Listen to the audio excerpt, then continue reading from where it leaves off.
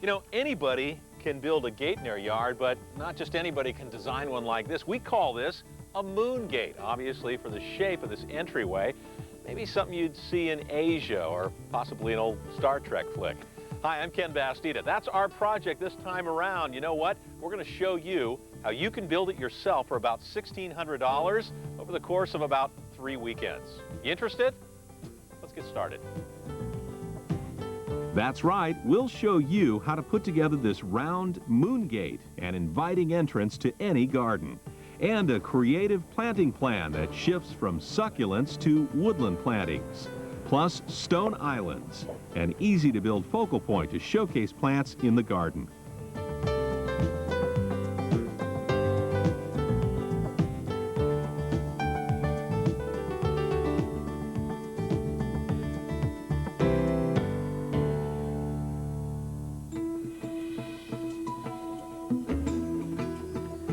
Well, this time we're in the front yard of Ted and Barbara Lemaire here in the San Francisco Bay Area, along with our landscape designer, Johan Karlstrom. And I was kind of walking around. It's a unique area. You have a few plants here and some mixed things. What would you like to add? Well, we want people to feel welcome, and we want to have more plants, and we want people to feel welcome and to have the space be designed so that we know where we stop and the neighbors begin and things like that. Okay, a little more definition then. Ted, how about you? Yeah, we wanted to have it private but still warm. The people would like to come in and have some nice plants that would greet the people as they come to the front door. Okay, kind of creating an area then. All right, we'll see what we can do. Well, Johan, the Lemaires want a gate, and you have designed for them a moon gate. Now, I'm not sure what a moon gate is. How does it differ from just a square gate, and why wouldn't that work in this case? Well, a square gate would be purely a functional gate, and I wanted to add some magic, some enchantment. Basically, what we're creating is a portal from the outside public world into their own private inner world, their inside garden. In this example, the gate and walkway meet at stark right angles. But Johan says curving paths feel more natural. Setting your gate at an angle creates a meandering stroll that's more enjoyable. And Johan says to think about the overall look of your yard. This front yard was pretty unremarkable without interest or color. The addition of a moon gate and stone outcrops really dress it up, screening the house and giving it an inviting new look. This is the site where we'll be working today. A small yard with some beautiful trees and plantings, but the area lacks privacy or color and needs some definition. Take a look at the overhead plan. The yard is here in front of the house and slightly enclosed by the garage on one side. The crew will build the moon gate here with a fence on either side. They'll also build stone islands, small hills of plants and rocks, as focal points around the yard. The crew has already taken out the old fence and rebuilt the pathway to approach the house at a softer angle. And they've built a new redwood fence that encloses the entire area. Next, they'll be building stone islands beside the pathway to add visual interest. Finally, they'll build the moon gate itself, an inviting circular entryway and a curved gate to match. Well, Johan, I love the idea of a circular entryway. I'm just a little worried that I'm going to have a lot of zeros on the bill I finally write out to whoever I have help me with this. What's this going to cost the average homeowner, especially if they hire a professional? If they hire a professional, be about $3,000, not including the price of the plants. Okay, now there's a way to cut some of that, and that is to do a lot of the work ourselves. Give me an estimate for that. If you did it yourself, probably more like $1,600. Again, not including the price of the plants. Okay, plants are extra, but $3,000 compared to $1,600. Yeah. All right. Well, Johan, this moon gate shape is kind of interesting to me. It's not an angle we normally work with. Could be a little tricky for the average homeowner. Might need some special tools even. Okay, on a scale of 1 to 5, how difficult is this project going to be for the average guy? Well, I think because we're moving a lot of big stones around and because of the precision cutting needed for a moon gate, I'd say it's probably about a 4. Okay, so more than just your basic carpentry skill level. A little bit more, but not really that tough. About a 4. Yeah. Okay. All right, Johan, I'm ready to get started. What's the first step? Well, first thing we do is we make a template for the arch. Template. All right, let's get going.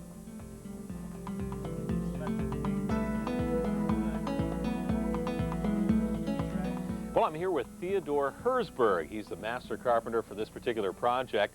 Our moon gate has some tough moves, too. We've got to make it pretty much a circle on this thing, and you were showing me these tools. They're great. I wonder if you can explain them for the folks how they work. Sure.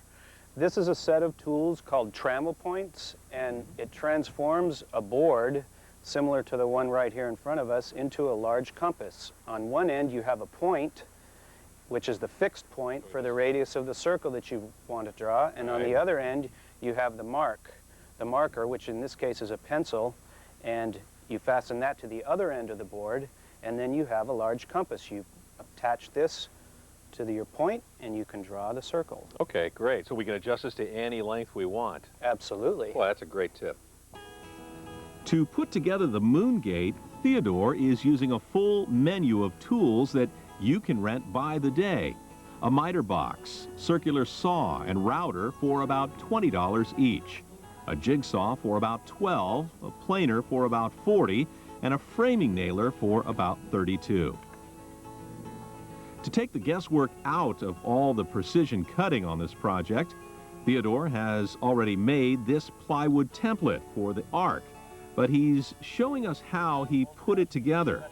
He started by scribing an arc 9 feet in diameter on a piece of plywood and then resetting the trammel points 6 inches shorter to mark the inner edge. Once that half circle is cut out, he can use it to trace out the rest of the arch on his leftover scraps. He uses a circular saw to cut out all of the plywood.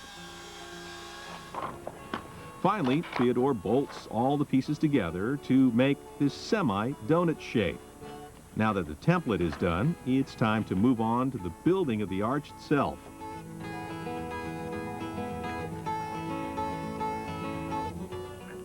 Since Theodore is using rectangular lumber to make this circular shape, he needs to cut the lumber off at an angle so it will fit perfectly together. First, he lays the lumber on top of the arc and marks the points where the arc and the boards intersect. Then he draws the radius of the circle through these points.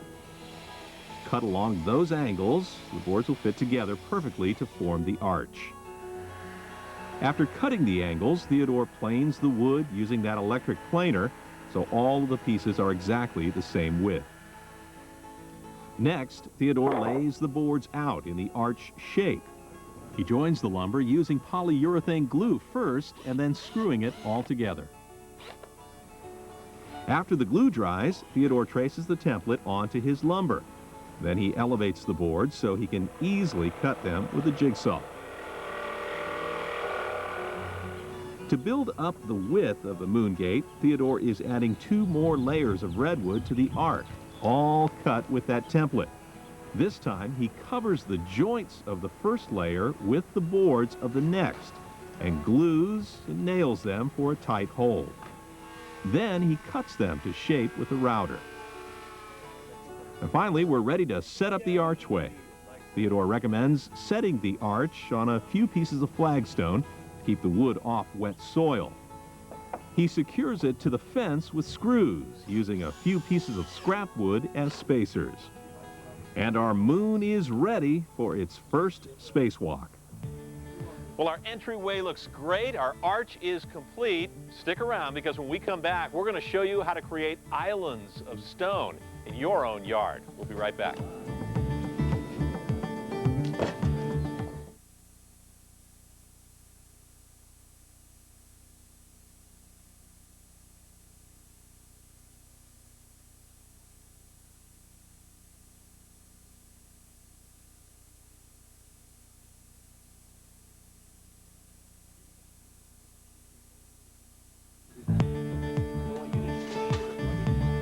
We're back in this San Francisco Bay Area backyard where landscape designer Johan Karlstrom is sharing some insider tips for building this moon gate. It's a project that'll cost you about $1,600 and take you about 3 weekends to complete. So far, we cut our redwood boards at an angle so they fit together perfectly to form the arch. And we attach the boards using glue and screws for a really tight hold and cut out the arch shape. Now we're ready for another unique feature in the garden, some stone focal points.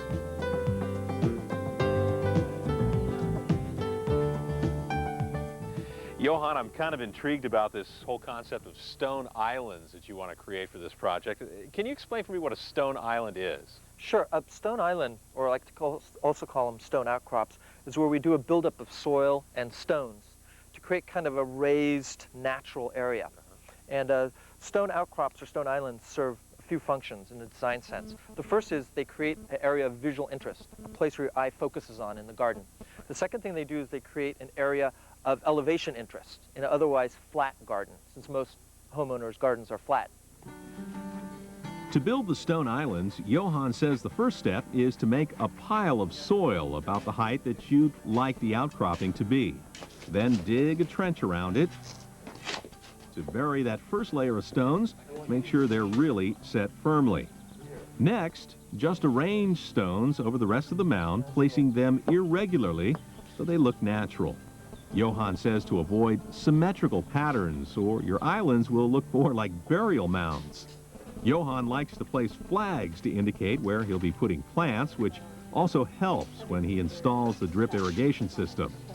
He also recommends adding a slow-release fertilizer tablet to the hole before planting to provide lots of nutrients when the plants get established.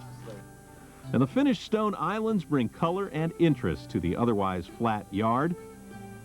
Well, now it's time to put a little green on those islands, so let's take a look at our planting plan.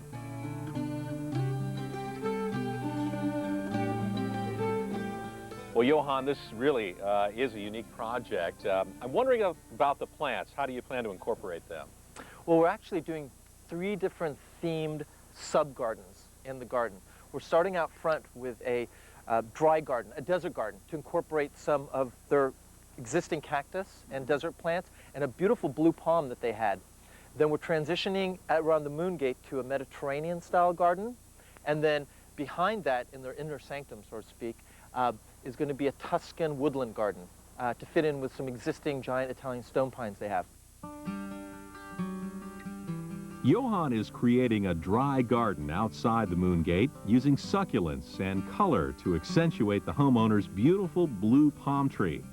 Inside the gate, he'll be planting a Tuscan woodland garden to go with the towering Italian pine trees that are next to the house. Finally, as a colorful transition between the dry and woodland garden, Johan will fill in with Mediterranean plantings. For the dry garden, Johan likes Timari series verbena. He says this classic favorite is revamped to be very mildew resistant. Though it can't take a frost, verbena can grow well as an annual in colder climates. For the Mediterranean area, Johan is using Centaurea. Its silver foliage provides contrast in the garden. Again, Johan recommends growing it as an annual in colder climates. And for the woodland area, Johan especially likes Fragaria. Fragaria bears pink blooms and edible strawberry fruit. Johan says it's a perfect garden plant. Well, all of our plants are going in right now, and when we come back, we've got something special. We're going to put the gate in our moon gate. That's right, don't go away.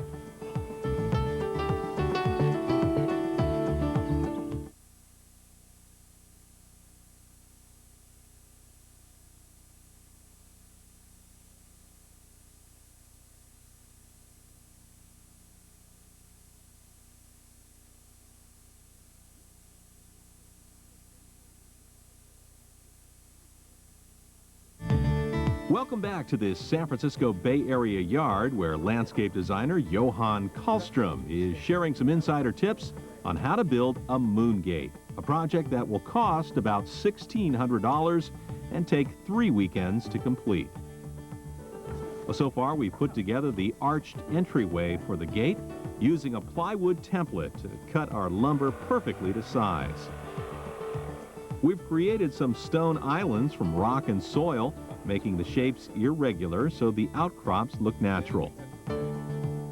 Now we're ready for the final element of the moon gate, the gate itself.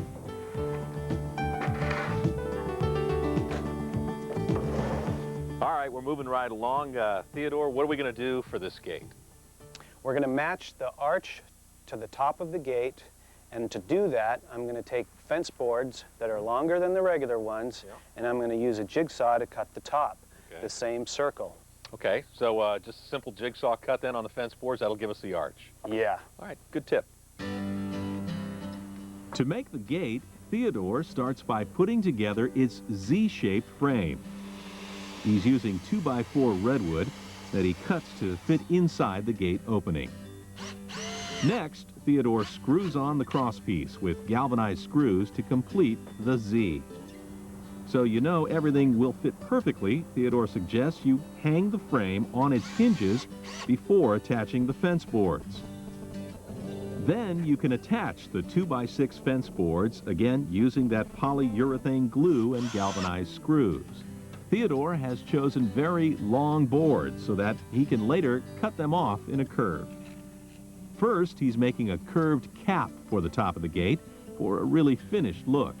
He uses the same 9-foot diameter settings on his trammel points to mark a curve that will match the moon gate arch. He cuts the cap about 4 inches wide and attaches 3 layers of wood so it will sandwich the top of the gate. For a perfect fit, Theodore is using that cap to trace the curb for the top of the gate. He uses a jigsaw to carefully make that cut. And finally, after gluing and screwing on the cap, we're ready for the finishing touch on any gate, the latch. Well, Theodore, we're out here in the Bay Area. There's a lot of breeze, a lot of wind out in this area. It's important to have a good latch on any gate that you put up. There are a lot of different kinds. There are drawstrings, there are hooks. You've picked this latch bolt system. Why do you like this? Well, I like it because of the structure, and I especially like it because it's a very attractive latch. It has a very attractive handle that makes the outside appearance look really, really nice. All right. Well, when we come back, we're going to finish working on our gate, and we're going to show you our beautiful moon gate. Just waiting for people to walk on through.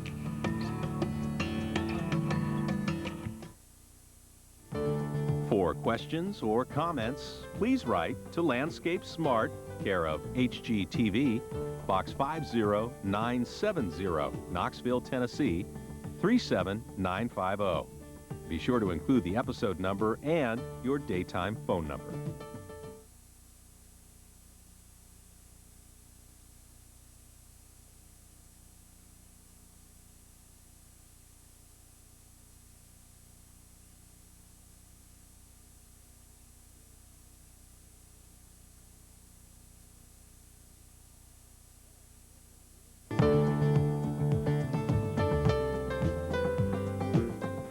Well, our beautiful moon gate project is done. We'll fly right through the moon with this one. You're going to love it. And you know what? This is not a tough project to do. It only takes about 3 weekends to complete. And your cost, if you do the work yourself, about $1,600. Well, are we all ready to show everyone what we ended up with? Yeah. Yes. Yeah. All right. Before we do, let's remember what the yard looked like before we started. A small front garden without much color, no privacy, and nothing much of interest to draw the eye. Now, look at the finished garden. The round, arching moon gate invites visitors into the home, a unique entryway that people just want to walk through. The gate's curved top matches the arch, and the whole project is made of redwood that will age beautifully over time. And we've transformed what used to be a flat, featureless yard with these stone islands, bringing beauty and interest to many levels of the garden. The outcroppings are a natural display case for small plants and curios. And the planting plan transitions from a dry garden through a Mediterranean area right into woodland plantings. The design shows off the beautiful blue palm tree and the tall Italian pines, incorporating plants from the old garden into the new one. Well, Barbara, you gotta be pleased with the way this turned out, huh? I'm just delighted. I'm just delighted. It's great. They had the plants that I liked, and they kept them, and it just looks so natural. It just looks, you know, the way I would want to feel comfortable. And the rocks, I love the rocks. They just feel just great. Yeah, they really set the project off nicely. Ted, how about you? How do you feel Oh, about yeah, it's just what we wanted. I'm going to love walking through that moon gate and see the peace and quiet here and have the privacy that we wanted. Well, they sound pretty happy to me, Johan. Now, did we adhere to all the design principles that you set forth in this project? Sure did, Ken. We were able to pull the main entry away from the garage and create its own special space and its own special place and identity. We were able to add stone islands, which added a lot of visual interest and elevation into the garden. I'm very, very happy with the way it turned out. Well, I guess what I like best about this project is our moon gate really sort of sets up an entrance to the yard. It looks great from the inside, great from the outside, and it kind of divides the place up. It's a lot of privacy, but a lot of class as well. Well, listen, we're going to take just a minute right now to recap this one and show you how we put it all together.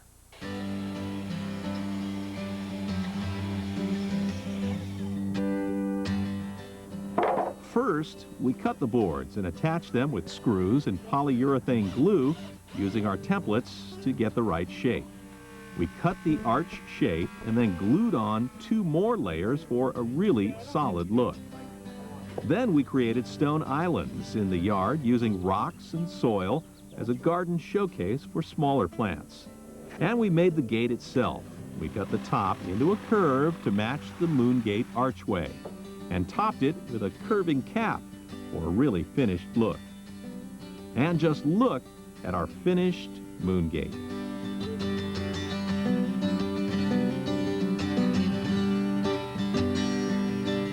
Well, we want to thank the Lemaire family for inviting us into their home and their yard here to work on our project. I think it really turned out nicely. Also want to thank Johan Karlstrom, our landscape designer, for his master plan. Boy, the way it's laid out, it's absolutely spectacular. Have to thank Theodore Herzberg, our master carpenter, who helped us with some of the tricky cuts on our moon gate. And I'm Ken Bastida, here to remind you that with a little imagination and some hard work, your landscape projects can turn out just as well as this one did. We'll see you next time.